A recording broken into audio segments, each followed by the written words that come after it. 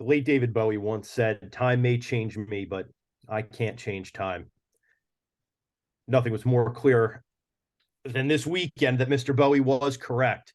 Lots to take away. Welcome back to the 10-8 round podcast. I, as always, am Zach from Filthy Philadelphia. I am joined by the Baltimore Ravens fanatic living down in exile in Fort Lauderdale, Florida. John Boy, you look ready to do a podcast tonight. What's up? Yeah, I mean, I'm ready to go. Let's get busy. I love Yeah, it. I'm ready to go. I'm ready to kind of diagnose what we saw this past weekend. I think it lived up to expectations. I don't know about you. Well, let me just Little kill cliff. Get the I'm gonna mind need a right. little kill. I'm gonna need a little kill cliff. I'm still a little wound up. I got stuck at a bar in St. Petersburg, Florida, called Thirsty First. There was a battle of the wills and the intellects as to whether we would watch the Georgia Dogs or the UFC fight card prelims. The Georgia Dogs won out because they had brought an actual dog with them to the bar. Fair play. Seemed to be a regular. So I was in the back corner watching most of these fights for that evening. So yeah, I'm gonna need a little CBD. Maybe I don't know, maybe a tetanus shot while we're at it. But I feel ready to recap. I was there. I was present for it. You know, Mm-hmm. it was one of those bars that didn't serve their drinks in glasses. They serve them in the clear plastic cups. Ooh. Yeah, that's the kind of spot I was at. That's Those the those can be pretty low key nice spots. You never know. listen, it wasn't a bad time. I'll say that. First Ave in St. Pete gets jumping down in Florida. I was unaware of that. And it was the type of bar where, usually you got to excuse yourself if you want to take a little nicotine vapor, but we were just kind of not moving from the bar and doing it. So I was like, all right, these dudes are cool. They keep it low key. Oh yeah, that's the best kind of vibe, honestly. Let's be real. So what do you think? Are you ready? Should we do this? I think so. I think I'm as ready as I'm gonna be. It's a little tough. It's a little tough. It hurts a little bit, but I think we got to I'm just peel the band-aid off right now. I'm processing, but you're absolutely right. No time like this time. We only got one life to live. First takeaway. Hot take of the week. Israel Adesanya will be champion again. That's my take. I think he's going to get that belt back, and I'll double down. I think he's going to take that belt from Alex Pereira. Do you think it's next? Do you think it's the immediate? Do you think it's an immediate title rematch for Adesanya? Is he deserving of that? One, and then two, do you actually think that that does in fact come into play? So I got a lot to say on that, but since our takeaways kind of line up with each other, do you want to give the fans your take first? Yeah, I mean, my first takeaway is that Alex Pereira is one of those generational, talented, heavy hitter guys that you just rarely see. Every single shot that he throws, I hold my breath because every single shot has ill will toward it and can finish the fight at literally any moment. You can be up 24 minutes in a 25-minute fight, and it doesn't matter because he could catch you literally at any time. We pretty much saw that for the most part this weekend. There are a couple guys off the top of my head that hit as hard as him. Deontay Wilder, Anthony Johnson, rest in peace, where, Francis Ngannou, where these guys can just alter the fight at any moment. One thing I will say, Zach, that did surprise me that I really had never acknowledged before was how much bigger Pereira was than Adesanya, because we always think of Adesanya as the big 185er, usually has the length, usually is the bigger fighter always in that division. And he looked well smaller than Pereira. Pereira looked like a 205er in there. It was pretty impressive. Yeah, I mean, look, I think the honest to God truth is I think Pereira is a 205er, and I think he's just one of those guys that can suck the water out. Because what was when he that night after weigh-ins, that night he was back up to 210. Back up to 210, 210 pounds. That's night. The following morning, I mean, he's putting on 30 to 35 pounds overnight, which is absolutely just he was probably 25 when he fought Izzy, which we could divert there into the laughable farce that is weight classes in MMA. I won't, but we could. The fact that Israel Adesanya fought a man who was heavier than light heavyweights, but I'm going to digress. You asked a question. It deserves an answer. Two parts. One, do I think Izzy deserves an immediate rematch? Mm-hmm. Yes. I Yeah, think if you're agreed. going to talk about immediate title rematches, right? Champions privilege. There's Izzy was up 3 rounds, 2-1. Probably would have won the fifth round. Wouldn't have won it as convincingly as he had won the other rounds, but he was clinching him up. He wasn't letting him get through.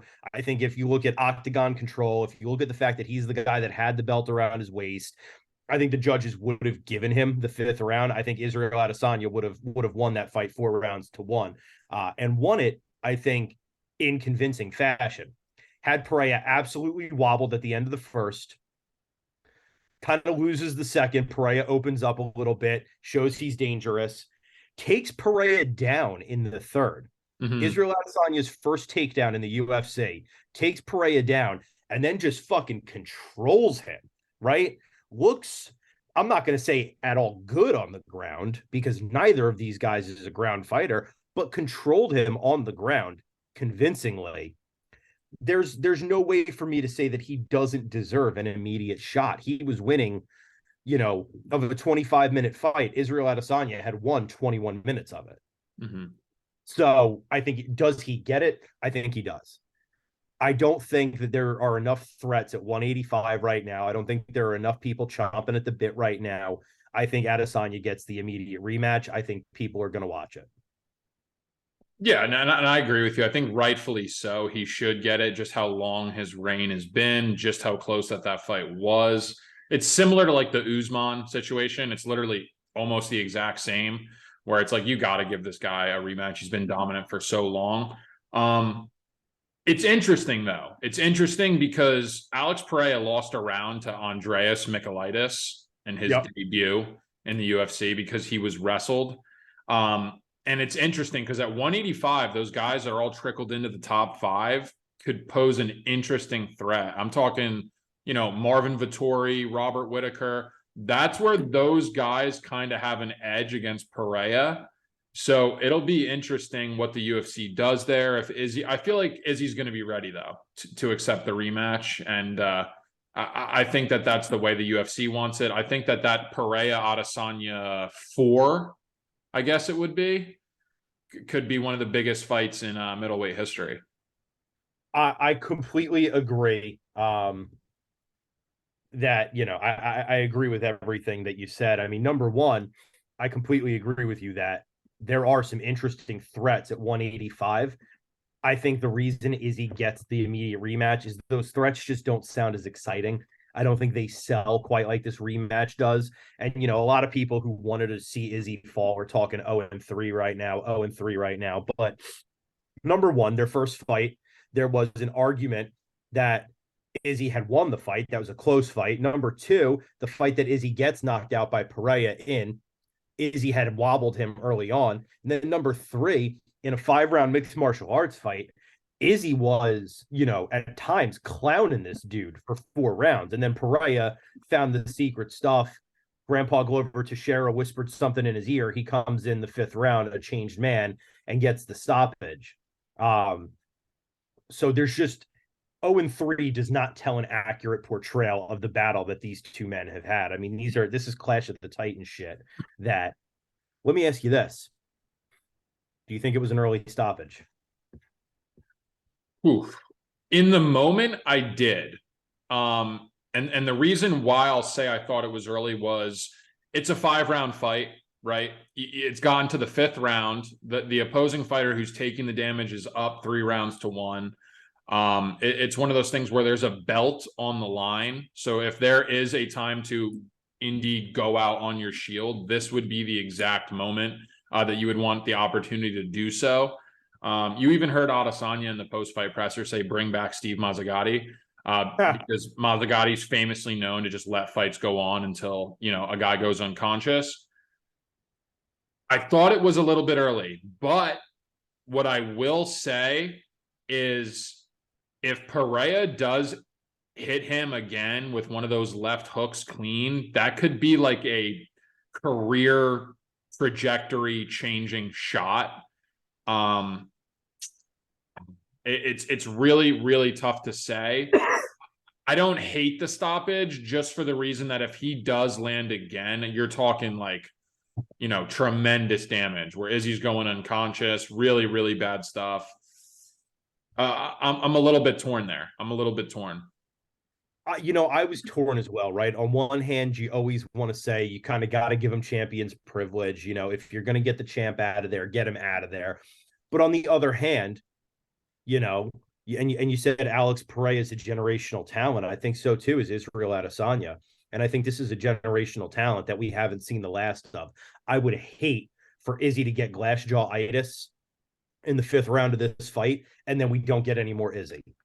I would rather see Izzy have to, I'm calling it right now. This is Ali Frazier 1.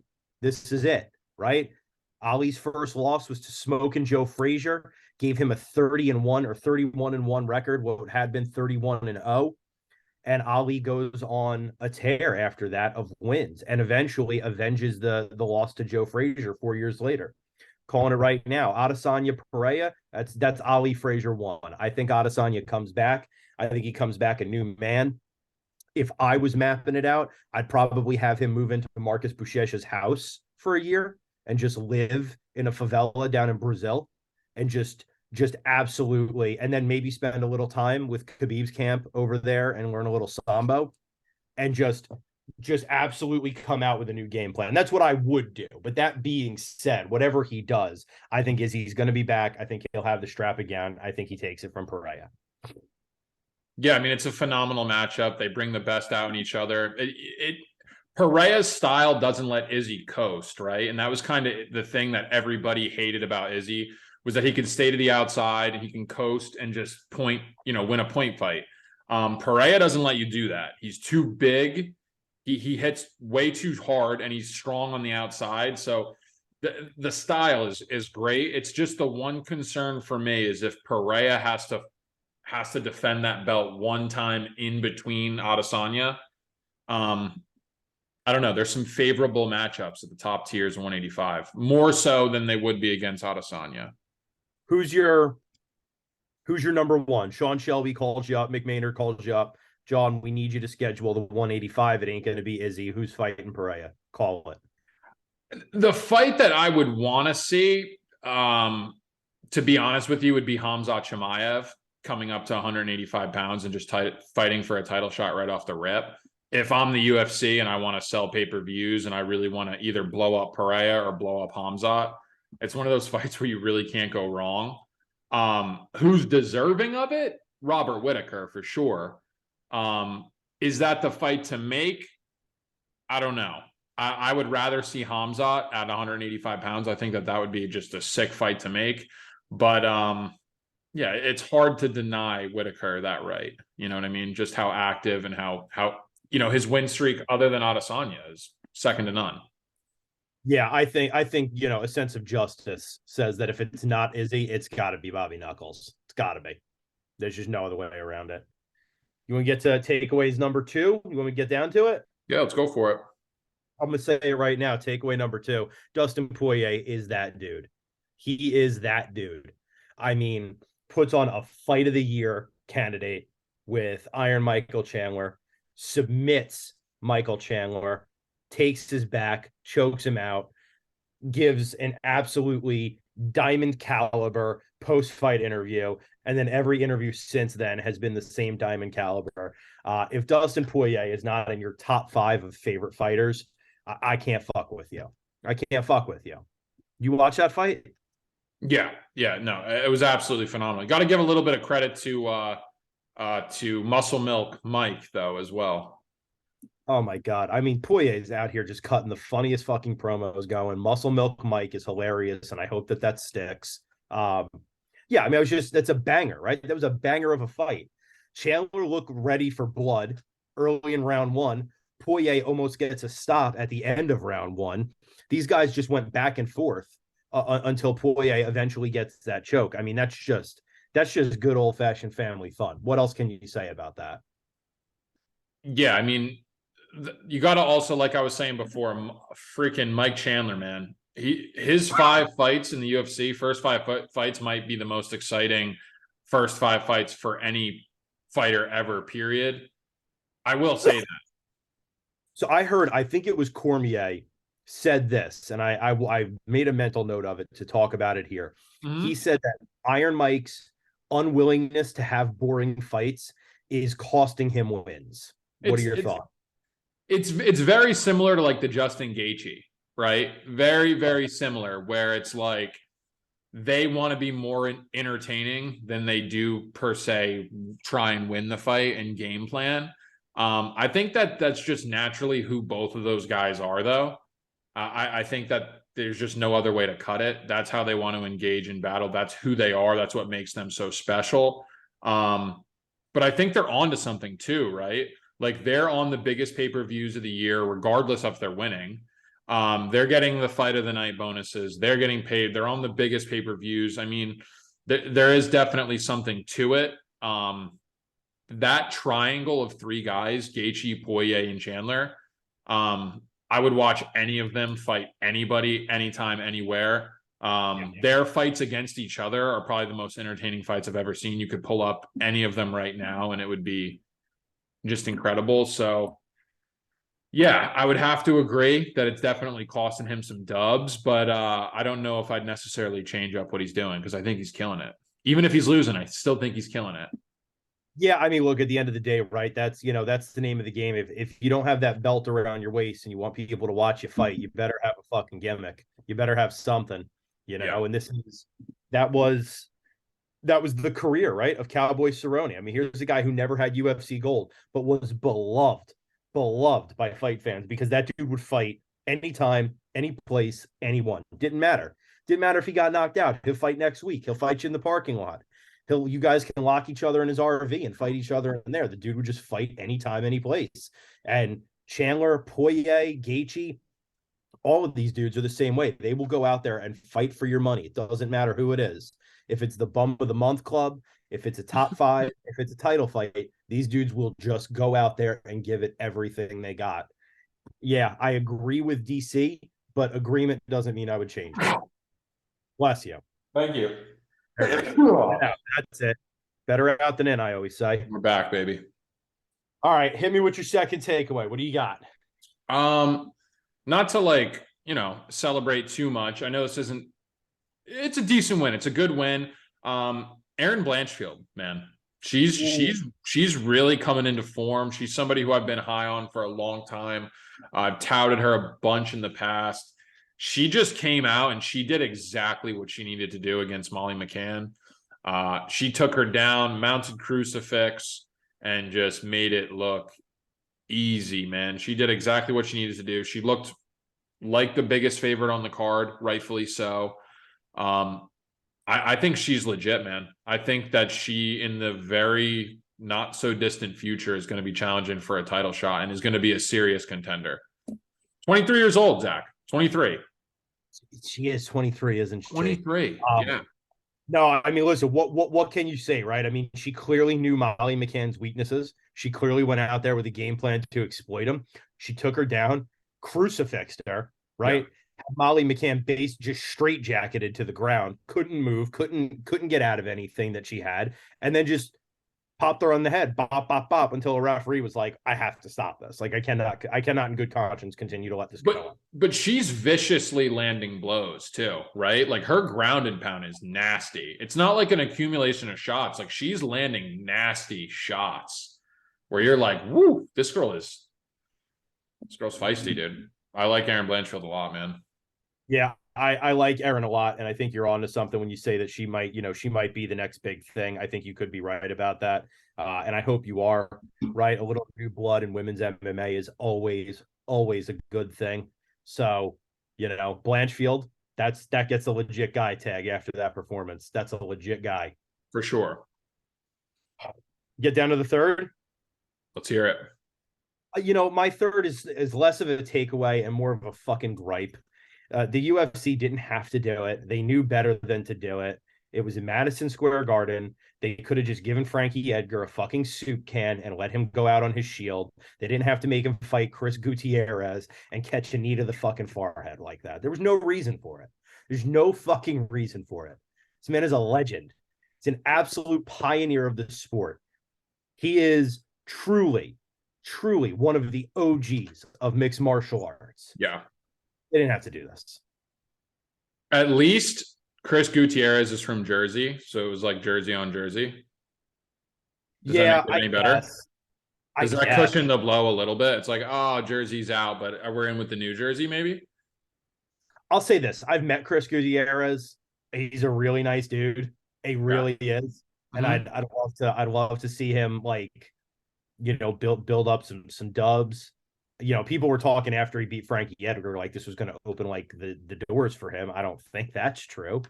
This is, Frankie Edgar was a 41-year-old man on his last fight ever in the UFC. I'm not sure this opens doors, but at the end of the day, it's hard to be mad at Chris Gutierrez, right? I'm more mad at the UFC.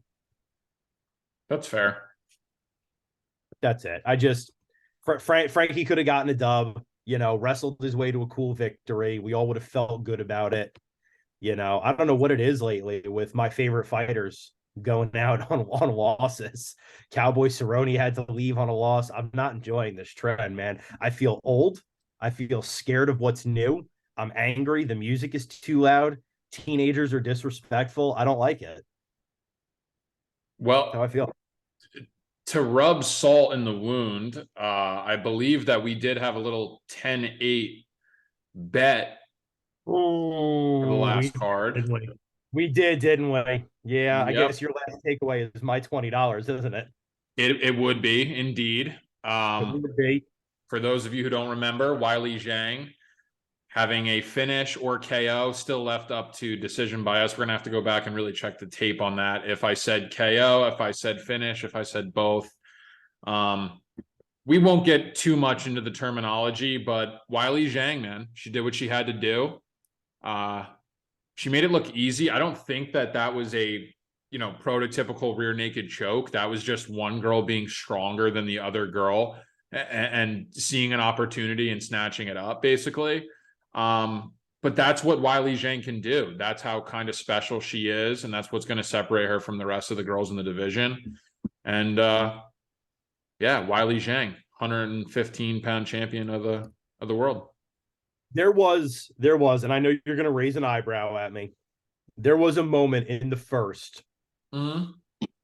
So Carla comes out. Oh no, fighting very Carla, but she hit a couple of stiff shots.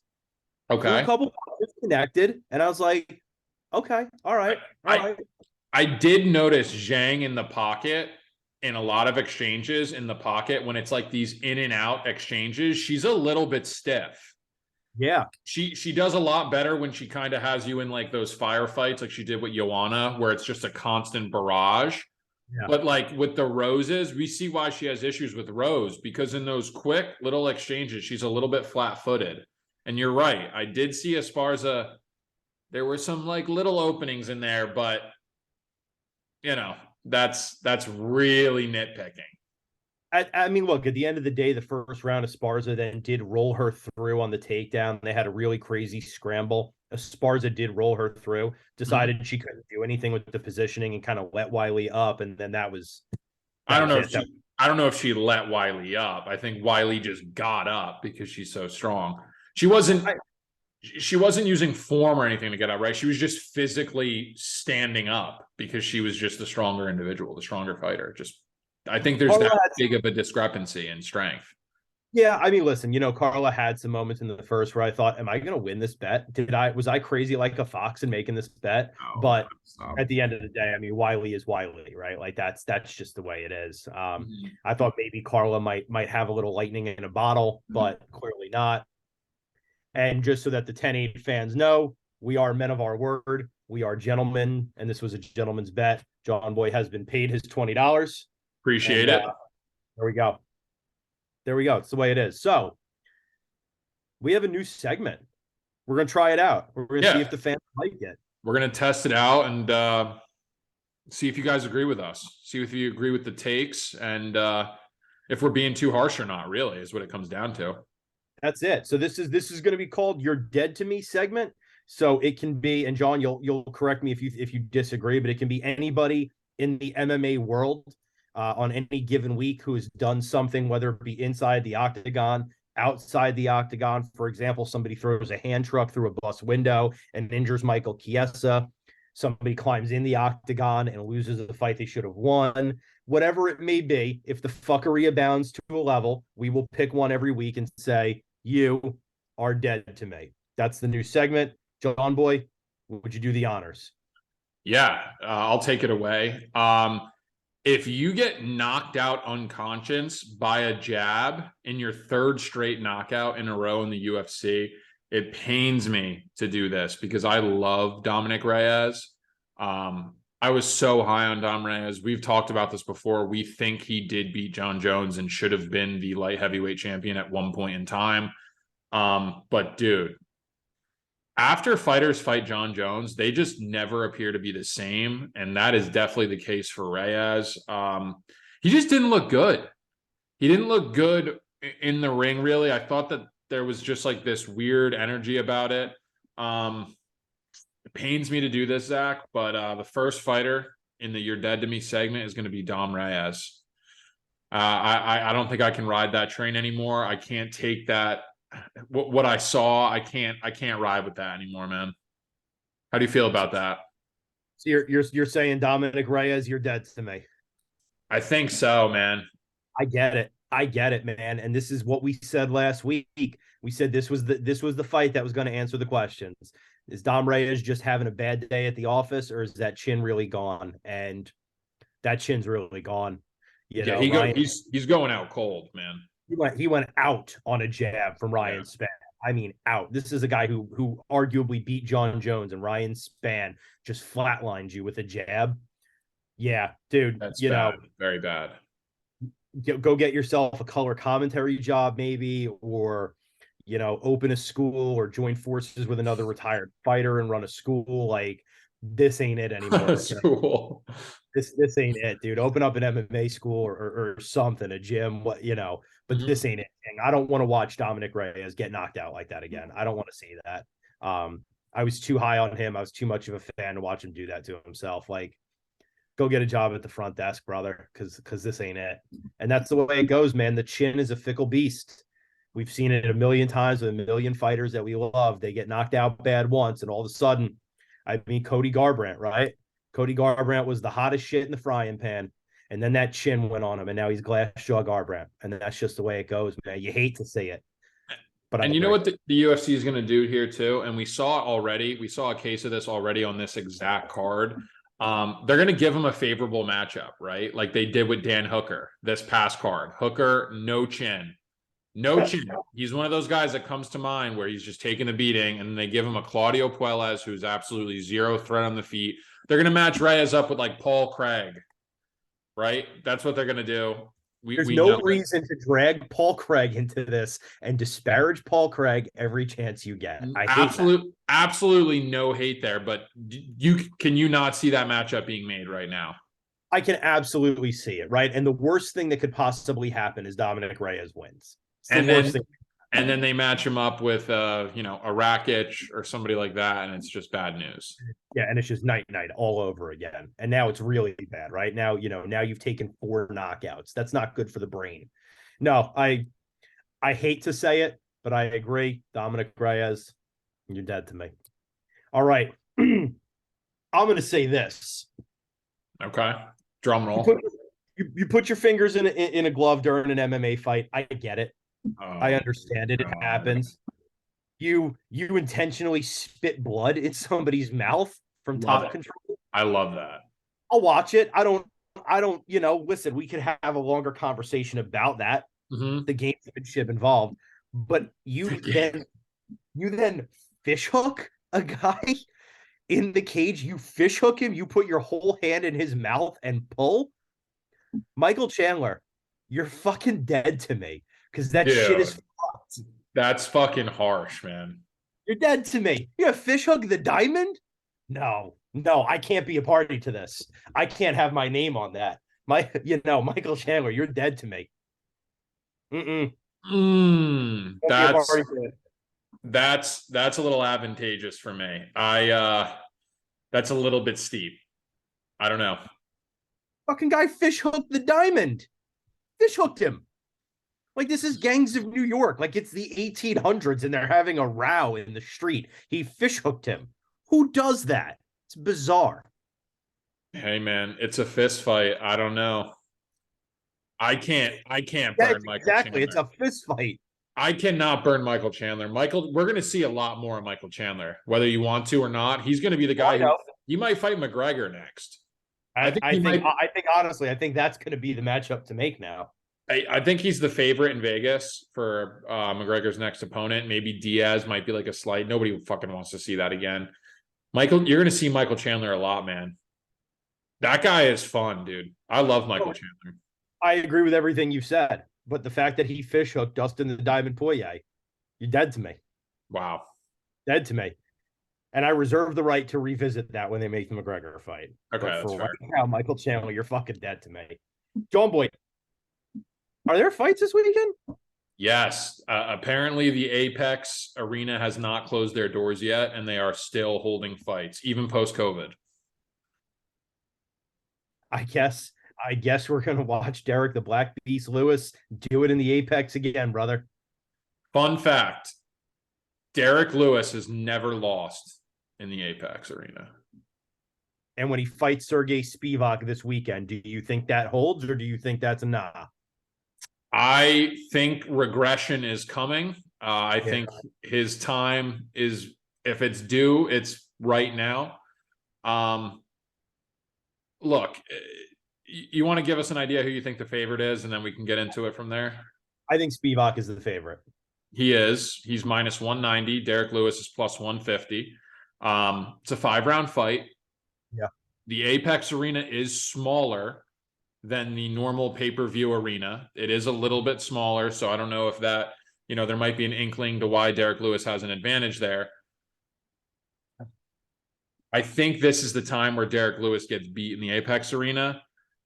Sergey Spivak has been knocked out early in fights. Guys like Walt Harris have caught him early that kind of resemble Derek Lewis. But I don't know, Zach. Betting against people not landing the bomb hasn't been working out too great. So, Derek Lewis is one of those guys that you hold your breath every time he throws a punch. I don't know if I can invest too much in this. My pick on the pod is going to be Spivak, but don't feel great about it.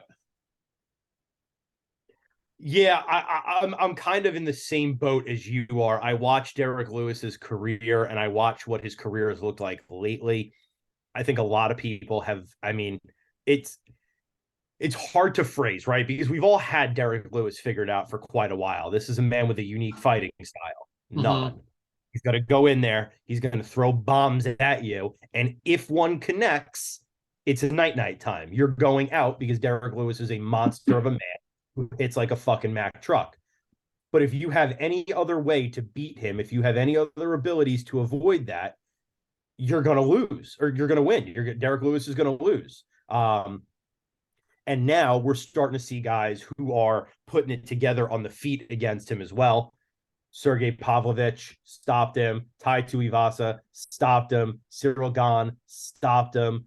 I think we're finally starting to see maybe a little bit of regression for the Black Beast. And I think Sergey Spivak is sort of tailor-made to beat him, right? I think Sergey Spivak is a guy who can get it done on the feet. He can get it done on the ground. He's got a lot of submission victories. I'm a personal fan of the Polar Bear because he put Greg Hardy the fuck out of the UFC. So I want to, and I will side with Spivak. And all of that being said, put your money on Derek Lewis. Because this is tailor-made for Derek Lewis to knock somebody out. He shouldn't, he wouldn't, he won't. Watch it fucking happen.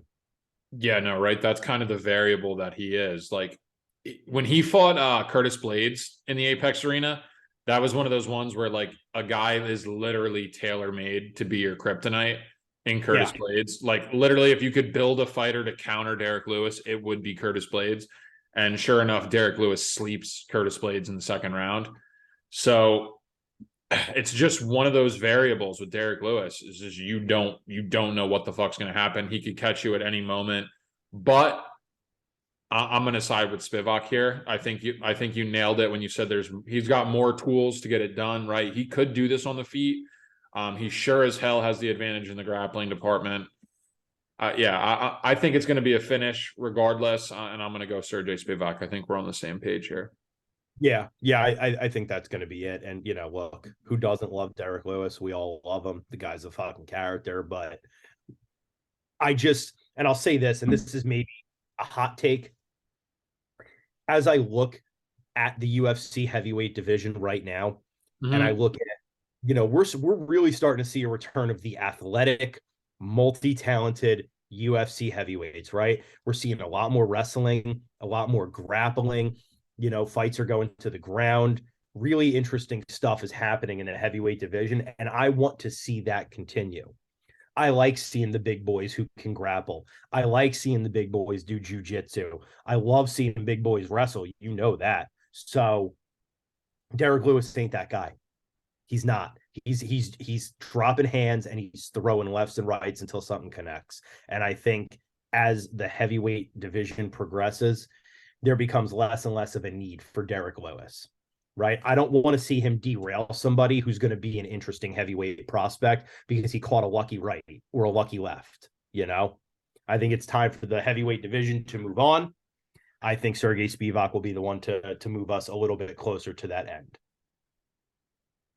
Yeah, I mean, I guess it's kind of a cruel way to look at it, but you're right. Is that cruel? I didn't mean for it to be. Yeah, I mean, I guess it depends the way you want to approach it, but it's kind of like, Derek Lewis, your path, it's ran its course, right? Is basically what you're saying. Like, we've been there, done that. We've seen what you can offer, and it's time for you to go away, right? It's time for you to get finished. It's time for you to be, a highlight reel for another contender down the road. Yeah, man, that's the game. That's how it is. Sergey Spivak. That got dark. Sergey Spivak taking the dub. Taking the dub. That's it. You want to talk about Kennedy Unjaku fighting Ion Kutilaba, who's fighting again? Yeah, quick turnaround. Kutabala is active as can be. So is Kennedy, though. Kennedy's pretty Kennedy active is as also well. these are two active ass dudes in the light heavyweight division. Yeah, it was 2 months ago that Kutilaba lost to Johnny Walker. It was Wow. 4 months before that he lost to Ryan Spann. It's a Wow. busy year. How did he lose to Ryan Spann, Kutabala? Guillotine. He did get subbed. Got a guillotine, and then Johnny Walker rear naked choked him. Yep, I remember that. I remember that one. Yeah. So the good news. You have an idea who the news, favorite is here? I'm gonna say it's Kutilaba. He's the dog here, plus 150. And I think that's wrong. I think Vegas has it wrong because there's one thing I can guarantee. Kennedy is not going to fucking submit him. Ain't going to happen. He has 0 submission wins. It's going to be a stand-up fight. Yeah, I mean, I think if it is a stand-up fight, Kennedy wins, though. I think he's the bigger fighter. I think he's better on the feet. He's better distance. I think Kutabala is going to try and wrestle. Kennedy's got a pretty solid gas tank. I'm going to lean with Kennedy here, minus 170. Look, I understand the price tag. I can get to it. I understand what you're saying. Kutabala is like a pretty live dog, but I don't know. I just feel like Kennedy's is a good matchup here. I like Kennedy in this spot. I don't know. With 12 knockout victories, including one over Khalil Roundtree, I'm not convinced that Kennedy is the pull away, far and away favorite on the feet. I hear where you're coming from. I think he's a bigger guy. I think he's a lot rangier, but I think Kutilaba could get it done on the feet, and I think he has an advantage on the ground. So I could see it going either way. I'm tempted on that dog money. But Kutilaba's record is fucking horrible. Like, that was the one thing I realized in prepping today. Like, lost to Johnny Walker, lost to Ryan Spann, beat Devin Clark, draw Justin Jacoby, back-to-back losses to Magomed Ankalaev, beat Khalil Roundtree, lost to Glover Teixeira. I mean, his losses are pretty credible, though, to be his fair. losses are incredible. There's just a lot of them. Yeah, that's fair. There's just a lot of them. I mean, it's, Misha Serkinov, Jared Cannonier. He's been around the UFC for a long time, but his last 5 years have just been feast or famine. You beat Khalil Roundtree, and then you get 2 losses and a draw before you get another win, and then 2 losses. truly feast or famine. Yeah, I mean, I feel like this is kind of what we said with Derek Lewis, like been there, done that. We've seen Ion Kutabala, what he kind of has to offer. He can't really break into the top threshold at 185 pounds. Kennedy, let's go Kennedy, minus 170. Oh, fair enough. I have no reason to argue or disagree or disparage that call. And here we are. It has the potential to be a good fight. But Yeah. once again, Saturday approaches, and once again, Chase the Vanilla Gorilla Sherman is on a fight card, baby. Let's go. Squaring up against Waldo Cortez Acosta. Yep. Coming off of a quick turnaround, right? He just fought Jared Vanderaa not too long ago. I think maybe like a month. Yeah, less than a month ago. October 29th. Yeah. So literally. Yeah, this is a tough night at the office for Chase Sherman. You got a guy in Waldo who is coming off of it was August when he won the Dana White Contender Series. Interesting. Less than like 3 months ago. Then comes in, beats Jared Vanderaa, now fighting the Vanilla Gorilla. So that's a tough night of work for Chase Sherman. Yeah.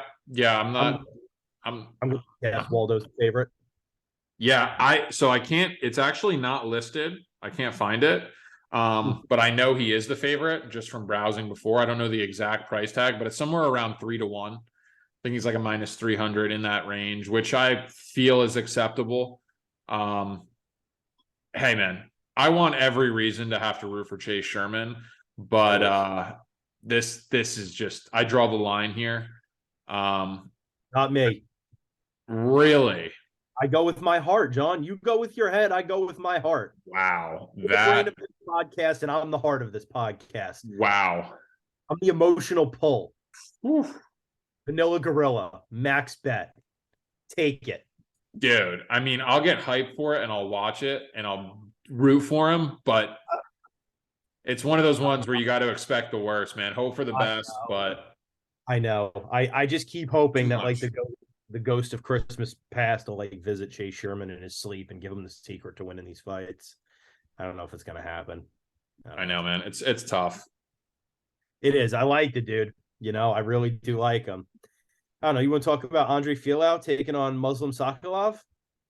Okay. Yeah. Andre Fialho, Muslim Salikov. We had a 10-8 podcast, basically the integrity of the show. We bet Li Jingliang against Muslim Salikov. He was an underdog going into that one. The Leech came through, got the knockout in the third round, I believe. That's Salikov's last fight. Yeah. Fialho coming off of a banger against Miguel Baeza, I'm pretty sure. That was a beast of a fight. That was 3 fights ago for Fialho. Who was his last fight? Big Matthews starched him. Oh yeah, he knocked out Matthews, right? Or Matthews knocked him out. Matthews knocked him out. Yeah, Matthews looked real good, man. He did. Fialho Salikov, you got a guess on the line here? I'm gonna say Sokolov's the favorite. So it's a pick'em. Okay, that's fair. It's a pick'em. Mr. Karate versus a boxing stand, a style fighter, Andre Fialho. This is a good fight, man. This is a good fight on the feet. These two guys are gonna bang it out. Could be low volume. I'm gonna side with Fialho here, but I don't love it. Salikov's pretty good, man. Salikov's a good fighter. I just think that Fialho is going to have a little bit more volume, and I'm going to give it to the Portuguese fighter in this one.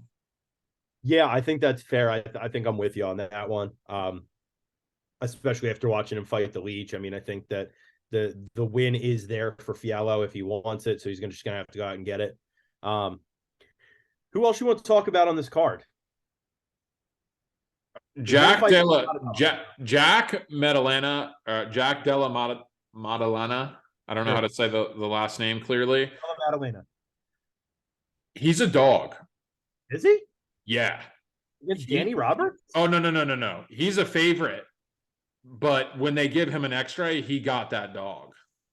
Oh, he got that dog in him. If you know what I'm saying.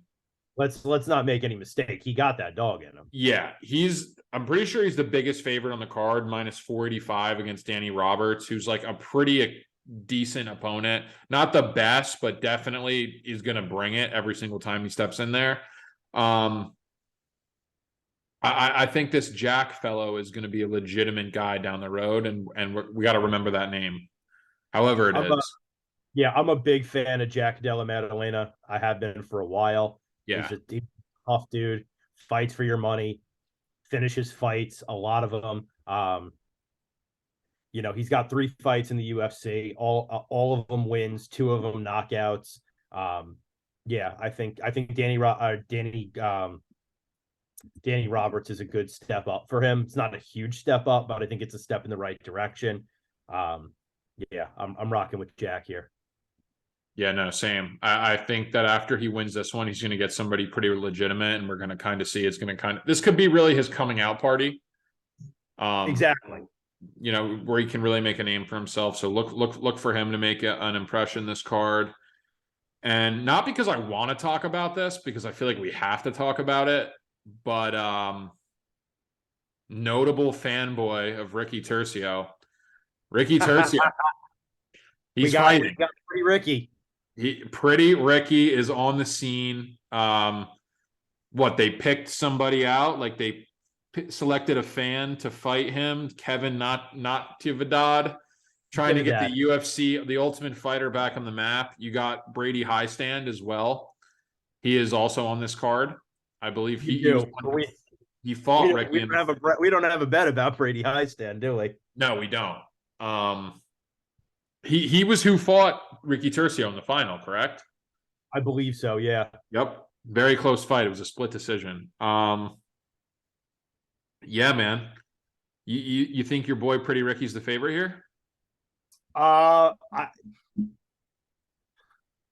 No, I don't. He is. Is he the favorite? Yeah. So this margin. This just speaks to the quality of opponent that he must have. You know what I'm saying?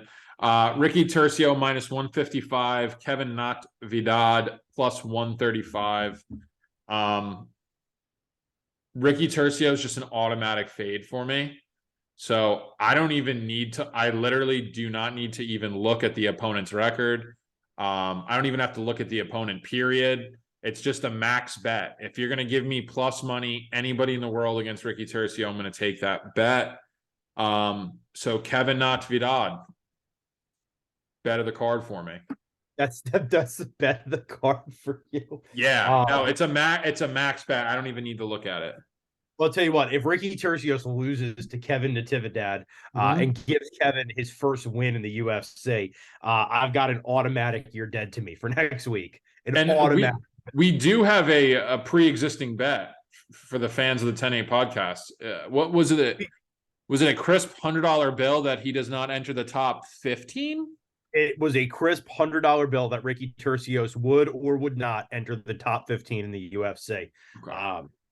Yeah, and this is like my last lifeline, right? Like I have to imagine this is the last fight the UFC's given Ricky Tercios if he doesn't win. Oh yeah, no. If he doesn't beat Kevin Natividad, it's probably a wrap. That's it. Yeah, it's it. Oh, Ricky. That's all I got to say about that.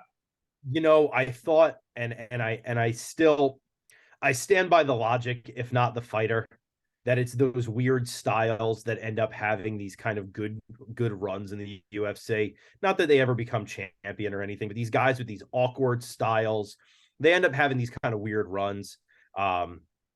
We saw the start of a run before it was derailed, but we saw the start of one with Johnny Walker, who's just a guy with a weird style, right? He's just very fucking awkward to fight. People have a tough time figuring him out, and that leaves holes open. And there's nobody in the UFC with a weirder style than Ricky Tercios. The guy just fights fucking weird. And I thought, well, yeah, this guy's going to put some weird shit together, and he's never going to be the champ, but he's going to be in the top 15 on some weird shit. Like, it's just going to happen. And now I'm starting to think, well, maybe the 135-pound division was ready for some weird shit. Maybe the weird shit doesn't really move the fucking needle for them. So here we are. And yeah, that's it. Anything else you want to talk about in this card, John? Or because I don't want to focus on Ricky Tercios anymore. I have a feeling I'm going to be out some more fucking money. Yeah, I mean, it's not a bad card. I mean, I'm going to tune in. I'm going to give it a watch. There are some guys, down the line. I know Charles Johnson. Charles Johnson's on there. He's a gamer. He's a legit dude. Yeah. He just came off of he fought Muradov, or not Muradov. What's his name? The young gun, the young Russian kid who's a beast in his last fight. Yeah. You know who I'm talking about. But You know the name. other than that, Zach, this pretty much concludes this card. If you want to get into the news, that's fine by me. Yeah, I think it's time to get into the news. This is your classic refractory period card. It could be an exciting one. You could end up with a lot of finishes and a lot of interesting stuff to talk about next week, Mhm. or it could be a total fucking snooze fest. Grab yourself a table at Miller's Ale House. Get yourself some garlic parm boneless wings, maybe a Hank's root beer if you're feeling spicy. Damn. Get yourself a chocolate lava cake for dessert. Maybe bring the missus out with you. And that's Miller's Ale House, official sponsor of the 10-8 round podcast. Miller's, when the fights are on, you better be at Miller's. And yeah, what else is there to say, right? Let's get into the news here. Let's get into the news and notes for this week. There's so much to say this week and so little to say about it. You want to start with Jake Paul? Not really. No, me either. It's like the vegetables on your plate when the meal looks good. I'm the type of dude, maybe you feel me on this one. If I got a nice steak and I got some really good potatoes and I got some asparagus, Yeah. I'm not going to hate on asparagus, but I'm going to eat it first so that I can enjoy the meal knowing I've had my vegetable. Wow. Yeah. Okay. That's how I get through a meal. That's a little glimpse of my mind. That's how you're wired, is what you're saying. That's how do you do with the vegetables on the plate? Tell me about that. I mean, it depends on the vegetable entirely, right? This is a situational thing. Have I ever eaten a vegetable? Yes, I have, Zach. No, not have you ever eaten one. Come on, look at you. Your peak physical fitness over there. You're drinking green smoothies. You're hitting the Norda track. You ain't skipping leg day. The question is this. I'm definitely skipping leg day. I might be skipping leg day. I won't tell anybody. That's our secret. Have you ever craved a vegetable?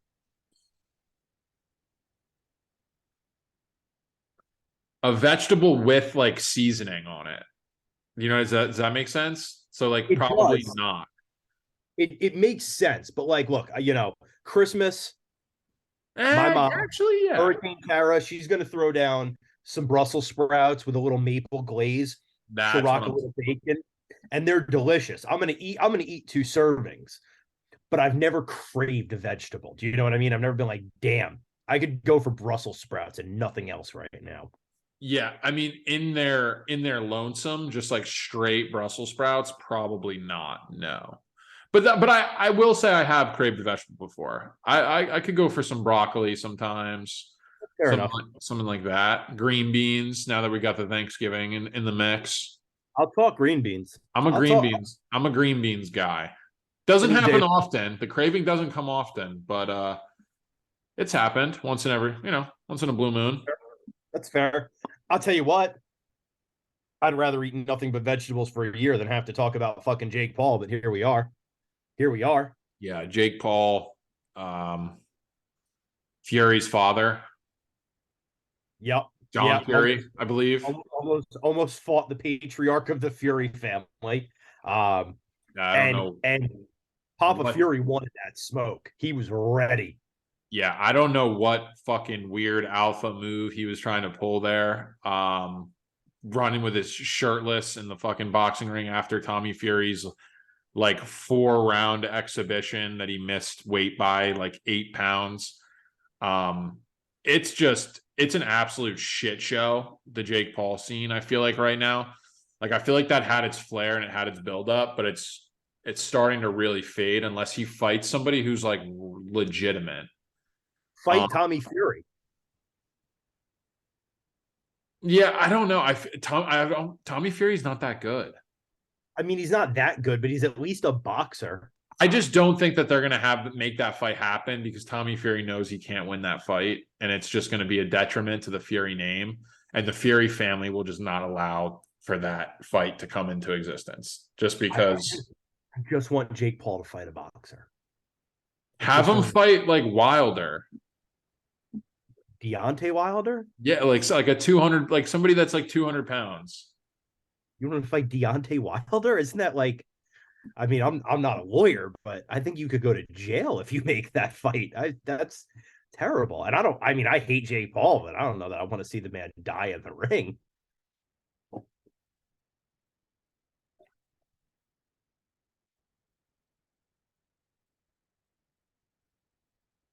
John Boy, I didn't hear a word you said. Still can't hear you. Did you mute yourself? You sure? How strange. Let's see. Can you hear me now? Yeah, I can hear you now. All right. I just switched off my mic to the laptop, but Mike went out on you. And listen, folks, this is not the type of professionalism that we often offer at the 10-8 round podcast, but we do this live. So these things happen. Yeah. Can you hear me now? I can hear you now, and it looked like you had a thought. So let me hear it. Well, my thought was, you said you wanted to see Jake Paul fight an actual boxer. Can you name an actual boxer besides Tommy Fury? Because I just don't think that fight's going to happen. Besides Tommy Fury, that you would want to see Jake Paul fight? No. That's the thing. Like, boxing doesn't have a star at 185 pounds right now. No, they don't. So it's kind of like a moot point where he's just going to have to fight top G. It's going to be a moot point. He's going to have to fight top G for there to be any financial gain whatsoever. They said they lost a couple million on the Silva fight. The gig is up.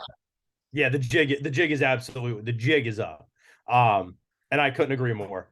And it's my favorite segment. So Fury or not Fury, Top G, Andrew Tate and Jake Paul, they're jawing at each other. I don't know. Would you watch that? Yeah, I'd watch it.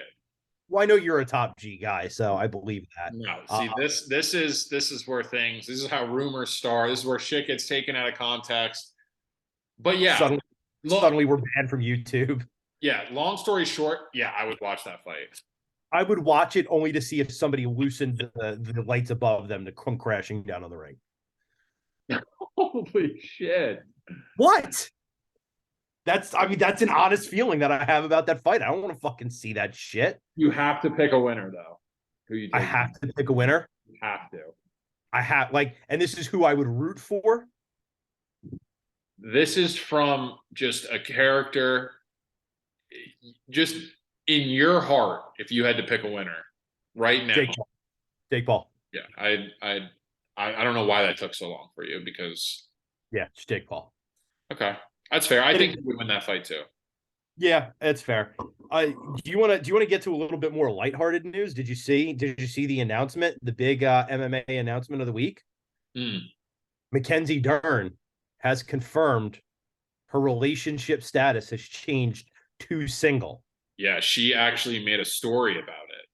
She did. She did. Good for her. And I'll tell you what, though. I'll tell you what's got me just a little bit nervous. Now, me, John Boy, I'm a happily married man. I'm sitting here. I'm sitting here living a happy life. I don't want for anything. I'm good. Found somebody who cares about me. I can't find it right now. I believe I have a signed photo here that my wife got from Mackenzie Dern with a smiley face and a heart on it.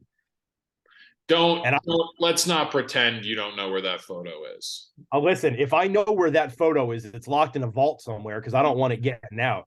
If Mackenzie Dern slides in the Mrs. DMs, I don't know that I'm man enough to fight for my relationship here. That's going to put me in a real problem. Mackenzie Dern's got some slick jiu-jitsu. I'm nervous.